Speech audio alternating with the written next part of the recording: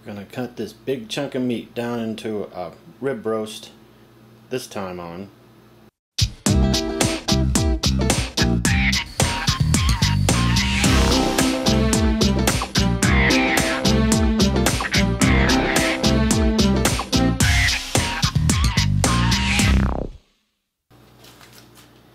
Well, I have a almost 15-pound beef ribeye whole boneless USDA choice here. I'm going to cut it down into a small rump roast, and but I can't decide if I want to do, this is really 3 bones, or if I want to do 4 bones, because the bigger I make it, the longer it cooks, of course. It's just for myself. Yeah, what the heck. I'll do 4. This is a choice piece of meat. It's not really prime, so I can't really call it prime rib when I'm done, but it is rib. It would be what prime rib was made out of if it was prime. So they just call it a standing rib roast now. Okay, let's get this sucker out of its container.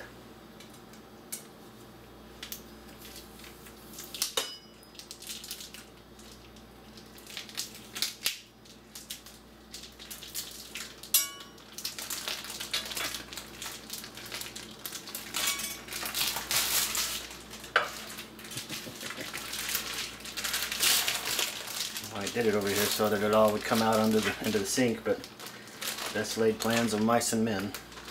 Most of it went onto the counter. Well, today is actually Memorial Day. I should have done this yesterday, got it ready, but it's been raining the last 3 days.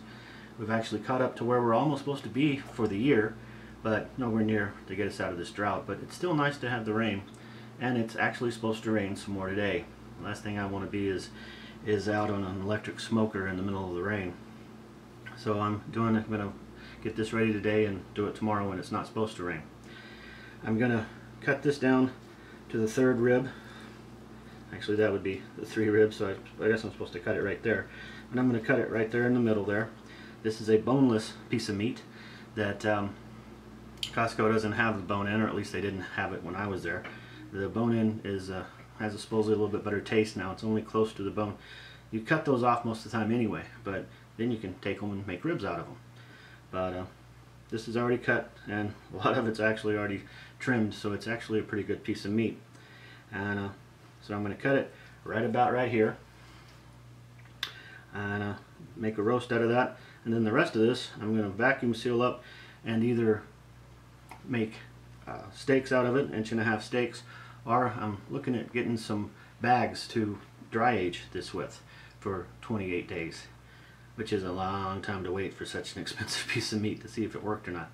But that's my plan.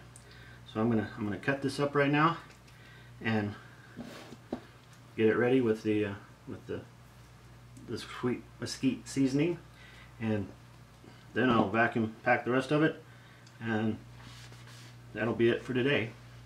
Then tomorrow I'll smoke it. This is a really big chunk of meat. I'm hoping my little butcher's knife will cut it.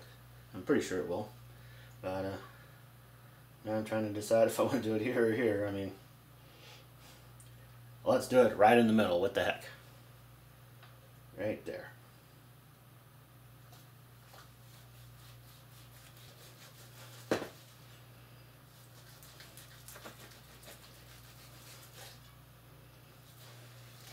I looked at almost buying one of those big, nice, long carving knives, but I talked myself out of it, and now I'm kind of wishing I hadn't.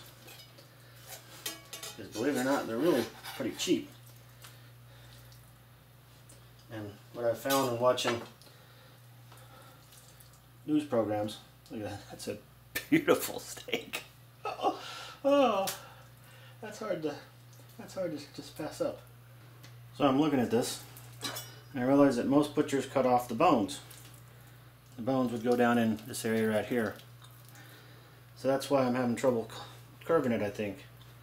So I think I'm going to cut these pieces off, maybe make fajitas or something like that, or just have a snack. So I'm going to try that right now.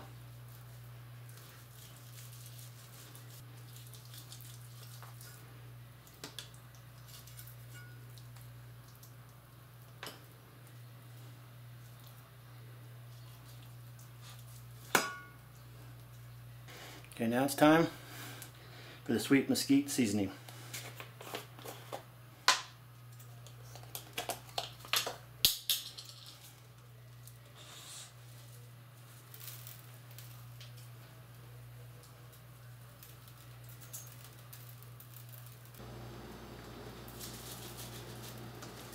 Well, since I'm doing this on the fly, I forgot you're supposed to put something like mustard or olive oil on the meat to help this stuff adhere, but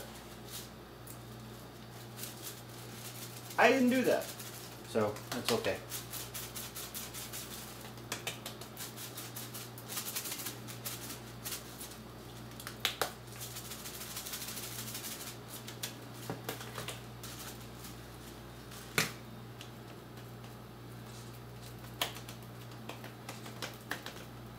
I'm going to wrap this up in plastic and leave it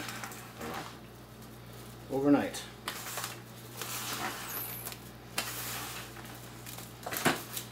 Yeah, this ought to be fun.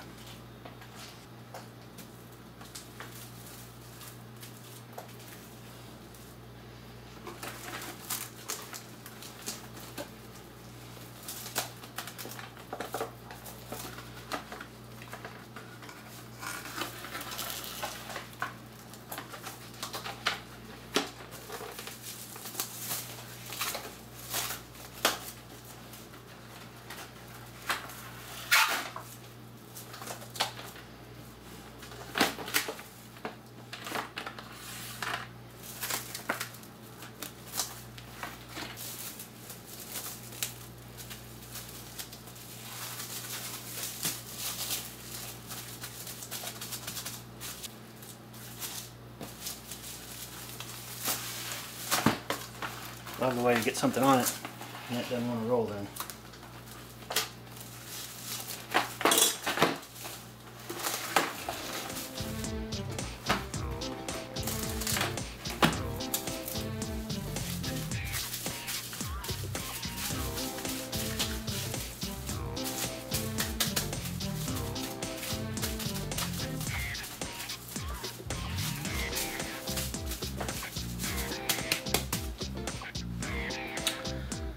Well, there it is.